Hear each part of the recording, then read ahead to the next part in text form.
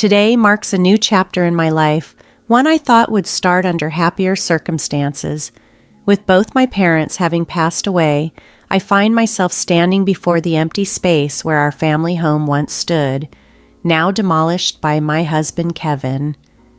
It was here, among the remnants of my childhood memories, that Kevin shockingly revealed his true intentions. "What are you talking about? Have you lost your mind? Hurry up and bring your inheritance to our house," he exclaimed. His blunt words left me speechless, yet I couldn't help but let out a burst of laughter as the absurdity of the situation dawned on me. "Ah, I see. That's what this was all about," I said, shaking my head in disbelief. My husband Kevin and his parents looked at me with incredulity, unable to comprehend my reaction. I took a moment to introduce myself again as if it might shed light on the situation. "My name is Barbara. I come from a humble background, the daughter of a hard-working salaried employee. I married Kevin when I was 28, and we raised 3 wonderful children. Now, at 50, I had hoped for a peaceful life with my husband, but life had other plans. I recounted the arduous days of caring for my ailing parents, especially my mother's grueling fight against cancer.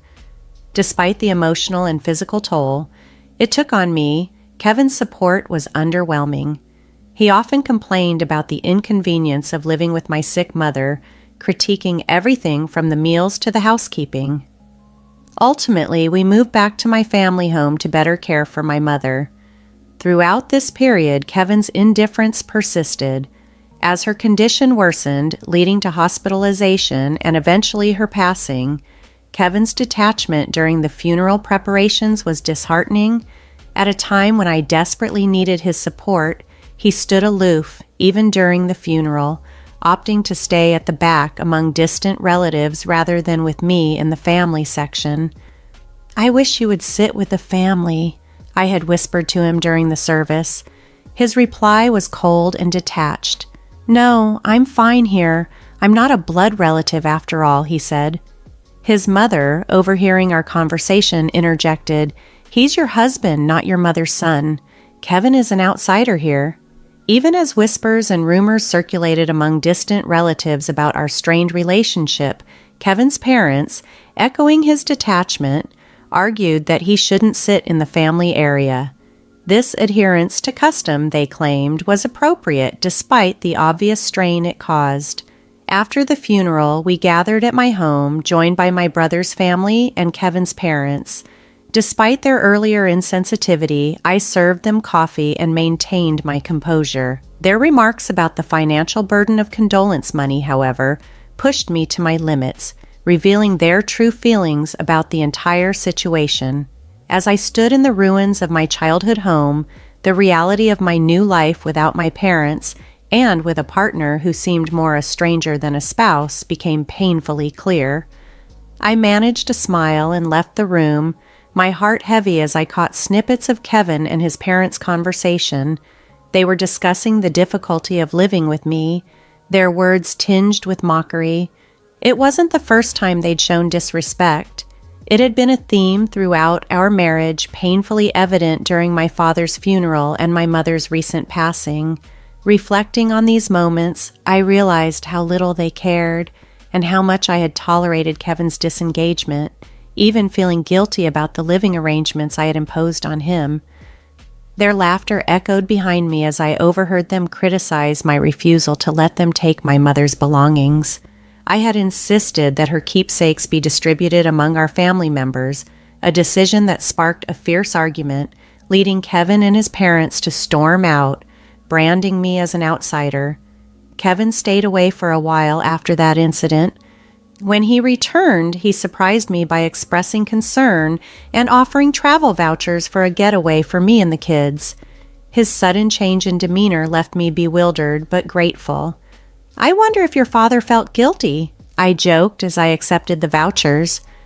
Kevin, in a lighter mood than usual, encouraged me to take my time. "Yeah, stay at the kids' places if you like," he suggested, planning to unwind at his parents' home during my absence.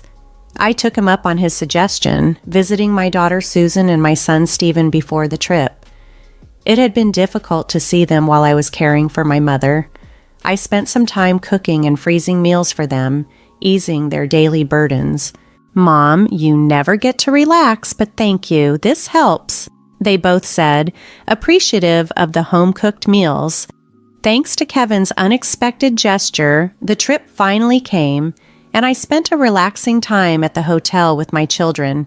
The break seemed to wash away some of the fatigue and sorrow from the months of caregiving and the loss of my parents. After nearly a week, we returned home with renewed spirits and bright smiles. "That was fun. We should thank Dad once in a while," Susan suggested, a sentiment that caught me off guard. "Really, once in a while," I replied, still unsure about the sudden shift in Kevin's behavior, but willing to acknowledge his effort this time. I couldn't help but chuckle, albeit with a tinge of suspicion. "But I wonder if he's up to something," I said half-jokingly. Susan quickly dismissed my doubts. "Don't say that. Your father must have had his reasons," she replied confidently. I smiled, planning to return home, share the wonderful memories with Kevin, and perhaps start afresh in our married life. However, the scene that greeted me upon my return left me speechless. "What's going on? The house is—" My voice trailed off as I took in the sight of where our family home once stood, now shockingly absent. Then Kevin appeared, his parents smirking behind him, their expressions unnervingly gleeful. "Kevin, what's the meaning of this?" I demanded, my confusion turning to anger. Kevin, mirroring his parents' unsettling smiles, responded, "Finally, the baggage is gone. From today, we'll be living with my parents at my house." His words hit me like a cold splash of water. "Why are you talking about this?" I countered, struggling to maintain my composure against Kevin's arrogant declaration. He coldly continued, "Lost your mind? Your family home has been demolished. Come to our house with the inheritance already. Everything you inherited belongs to Kevin." The truth was stark and painful. The disappearance of my house was Kevin's doing, a ploy for inheritance. Despite the overwhelming mix of frustration and sadness, I refused to let Kevin manipulate the situation. "No way," I thought to myself and burst into laughter at their smug faces. "What? Why are you laughing? What a strange woman, has she gone mad?" my mother-in-law muttered, looking at me as if I were a ghost.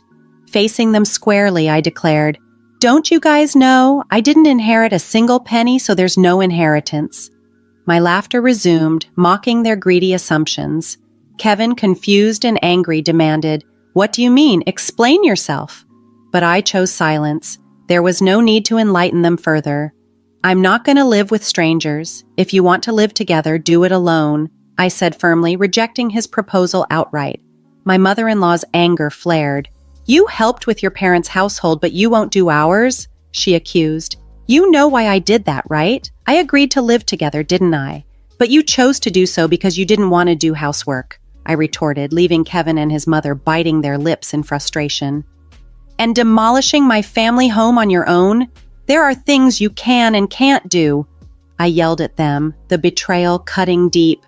Without another word, I left the scene, Kevin's voice trailing after me. "Where are you going?" But I didn't look back. I needed to secure a place to sleep for the night and couldn't bear to see Kevin's face any longer. Immediately, I consulted a lawyer.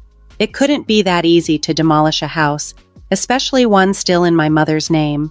Upon investigation, an unbelievable truth came to light. Kevin and my father-in-law had orchestrated the demolition themselves, utilizing acquaintances from my father-in-law's demolition company and renting heavy machinery. They had even given me the travel vouchers to conveniently get me out of the way. The realization of such deceit brought tears to my eyes and filled me with a profound sense of betrayal. "Is there any way to punish the three of them?" I asked the lawyer through tears, desperate for justice.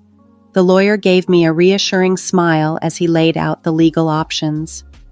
"Your husband, who demolished the house registered under your mother's name without permission, can be charged with criminal damage and sued for compensation," he explained. Encouraged, I nodded, and he promptly began the legal proceedings. A few days later, an irate call from Kevin interrupted my thoughts. "What's this letter of demand about?" he demanded. "Oh, you received it. Since you destroyed our important house, you'll have to compensate, I replied calmly, despite my rising anger. Compensate? I told you we were moving into the family home. I demolished an unused house for you. You should be grateful, not demanding compensation. Just bring your inheritance and come back home, Kevin insisted arrogantly. Grateful? For having our home demolished? Really? I scoffed over the phone. And about the inheritance and coming home, there's none to bring since I didn't inherit anything, I shouted back, my frustration evident. Kevin fell silent, caught off guard by my outburst. The reason I laughed when the house was demolished was because of this. I had a whole year to spend with my mother. It was obvious we would have discussed the inheritance, I continued. I told her I don't need anything. Give it all to my brother. Thus, all cash and securities were inherited by my brother. He said that I should get the house since he lived far away and couldn't manage it. If I wasn't going to live there, it could be rented out to someone else. That was the plan for me to inherit the house. Now, either you and your father restore the family home to its original state or pay the amount written in that letter. I'm being kind enough to suggest a settlement. If you can't pay, I'll file a police report and sue you. I spoke firmly. Sorry, I didn't think you'd be so angry, Kevin replied, his tone changing. He began making excuses, suggesting that as long as the family home was there, he couldn't live with his parents, especially since his father had always wanted to live with us. My father-in-law was particularly fond of my son Stephen and had previously expressed a desire to live with him. They had refused to live together back then because it would have made commuting difficult, but his parents seemed to think I was the one opposed to it. It turns out that Kevin had convinced his parents to agree to this plan by demolishing my family home and making them believe I would move in with the inheritance. This revelation only added to my resolve to see this legal battle through, ensuring that justice was served for the unwarranted destruction of my family home. Even with Kevin's new revelation, forgiveness was far beyond my grasp. Please forgive me. I didn't mean any harm. Dad is remorseful too, Kevin pleaded over the phone. If he's truly remorseful, then he'll agree to the settlement, I responded firmly before hanging up. Despite his continual apologies through calls and messages, insisting he was sorry, I remained steadfast. If you're sorry, then hurry up and transfer the money, I pushed back, knowing well that our beloved family home was beyond restoration, but seeking some form of reparation for the deep hurt caused. In the meantime, I stayed at my brother's place with Susan. My brother, aware of the situation and likely furious about the demolition, done without his consent, supported my stance. I won't interfere, but I'll lend a hand. Do what you think is right, Barbara, he encouraged. Everyone around me condemned Kevin's reckless actions and supported me through this ordeal. A month passed with no compensation, and during that time, Kevin ceased all contact. I couldn't impose on Susan's hospitality indefinitely and was eager to secure the promised funds to stabilize my living situation. However, a startling discovery interrupted these plans. One day Susan, looking at her smartphone, remarked, "This apron looks a lot like Grandma's." She showed me the screen. It was a product page on a flea market app. The item resembled a unique apron I had made for my mother. "What? This is Grandma's apron. I made it, so there's no mistake," I said, shocked. Susan scrolled through other listings, and we found nearly 50 items that unmistakably belonged to my mother. It was clear to me that Kevin was behind this. Furious, I called him immediately. "What's this about the app, Kevin?" I demanded. He sounded annoyed and feigned ignorance. "Don't play dumb. You're selling Mom's belongings, aren't you? Cancel the listings right now," I confronted him. Kevin, sounding panicked, denied everything. "What? No, it's not me," he stammered.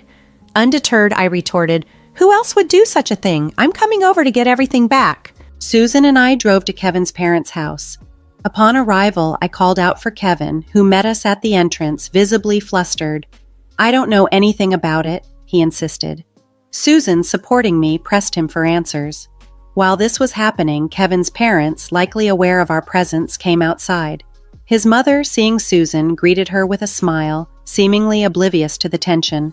"Susan, you're here," she said cheerfully. Susan, clearly upset, urged her grandmother. "Tell Dad to tell the truth." "The truth? It seems like Dad is selling the stuff Grandma passed away with," Susan disclosed. Hearing this, my mother-in-law laughed, dismissing the accusation. Kevin looked increasingly troubled, repeating, "It's not me." Then his mother interjected loudly, "Kevin selling them? That can't be true." The situation escalated quickly as we confronted the tangled web of deceit, hoping to reclaim what was rightfully ours and uncover the truth behind the distressing sales. The revelation from my mother-in-law left me stunned and drained of color. "But I'm the one selling them," she cheerfully admitted, oblivious to the gravity of her actions. Kevin glanced at his mother with a worried look, clearly aware of the brewing storm. Susan beside me was equally shocked, her eyes wide with disbelief. "What did you say?" I managed to utter, struggling to keep my voice steady. My mother-in-law, undeterred, continued to explain her new hobby with a light-hearted air. "It's quite a task, you know. Packaging has to be done carefully, and the photos need to be taken well," she said, treating the whole ordeal as if it were a fun pastime. She seemed completely unaware that she was handling and selling stolen goods. My frustration boiled over. "Cancel the listing! That's not something Grandma can just sell!" Susan implored, her voice breaking as she tried to reason with her grandmother.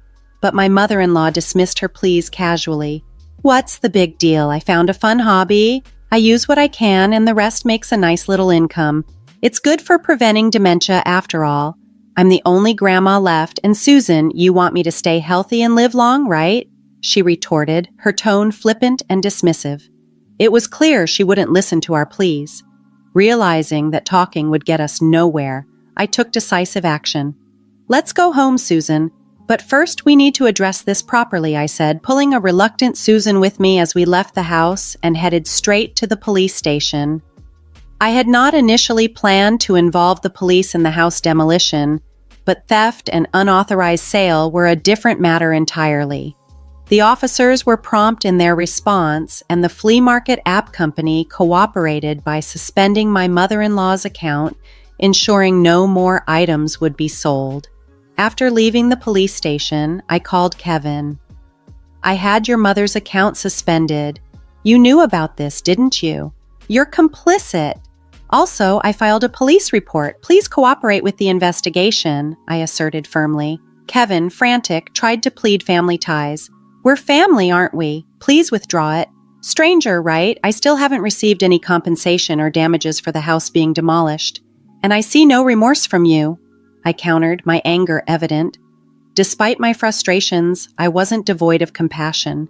Having shared many years with Kevin, I sighed, acknowledging the long and possibly rocky path ahead in resolving these issues. "I'll wait for the money, but I won't forgive the theft. Everything must be returned. And Kevin, your father looked very ill. Has he been to the hospital?" I inquired, a part of me still concerned for his well-being despite everything. I had seen my father-in-law earlier, and he looked significantly thinner and unwell compared to just a few months ago. It seemed unlikely that the family had even noticed his declining health amidst their other preoccupations. The next day, my father-in-law called, not to express gratitude but to scold me. "You're treating me like a sick person, planning to dump me in a hospital to get rid of me. I have to protect Kevin and your mother. I'm not going to any hospital," he protested. His response to my genuine concern stung. "I apologize if it was out of line. I was just concerned. I'm not weak and short-lived like your parents. Don't patronize me," he snapped back, his words harsh and dismissive. His reaction only added to the complexity of our already strained relationship, leaving me to navigate these turbulent family dynamics with care and resolve. A few days after our conversation, my father-in-law's health declined significantly, leading him to seek medical attention. The diagnosis was terminal cancer. Kevin, in a state of panic, called me. "Dad has terminal cancer. What should I do?" he asked, his voice laden with anxiety. I responded coolly, remembering past grievances. That's none of my concern. Remember what you said when I suggested the hospital? You said you're not weak and short-lived like my parents. Deal with it yourself. How can you be so heartless? Kevin retorted. Who's the heartless one? Did you ever say a kind word when my mother was sick? Reflect on your actions. I snapped back and ended the call. Sadly, my father-in-law passed away shortly after. As a human being, I didn't want to harbor resentment towards someone who had passed away, but recalling all that had transpired, I found myself unable to mourn him genuinely. After the funeral, a will was discovered. It detailed that the house would be inherited by my grandson, Stephen, and the remainder of the estate was to be divided between Kevin's mother and Kevin. I was surprised to see Stephen named in the will. My father-in-law had always favored him, perhaps hoping Stephen would continue to live in the house. Despite the inheritance potentially being more of a burden due to taxes and maintenance, Stephen was pleased to inherit the house.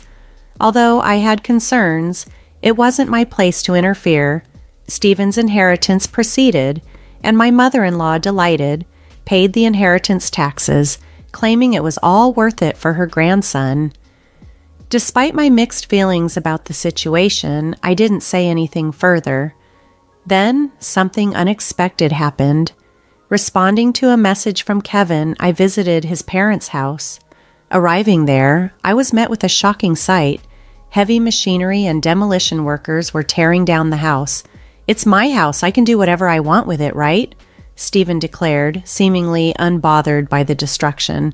Stephen, what are you doing? Stop it right now, I cried out, my heart sinking. Even if I stop now, we can't live there anyway, Mom, Stephen responded calmly.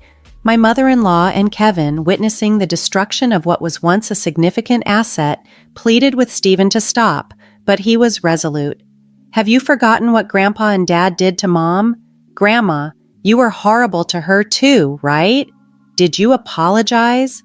Stephen's tone was sharp, his earlier calmness replaced by a stern demeanor.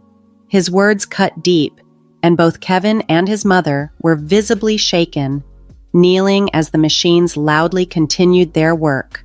Witnessing the scene, I felt a complex mix of emotions, but ultimately a sense of relief. It seemed that Stephen, in his way, was settling scores, correcting past wrongs against our family. Later, Kevin, having finally received his inheritance, paid the compensation and damages owed to me. Stephen had also managed to recover the stolen items my mother-in-law took from my mother, ensuring their safe return. Mom, you've got me and Susan, Stephen reassured me. And in that moment, overwhelmed by the support of my children, I finally allowed myself to shed tears of relief.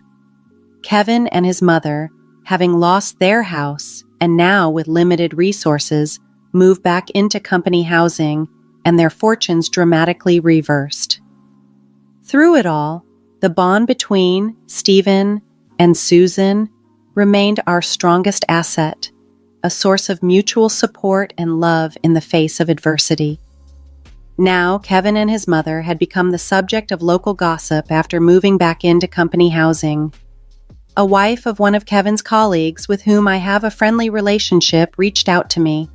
I shared the entire backstory with her honestly.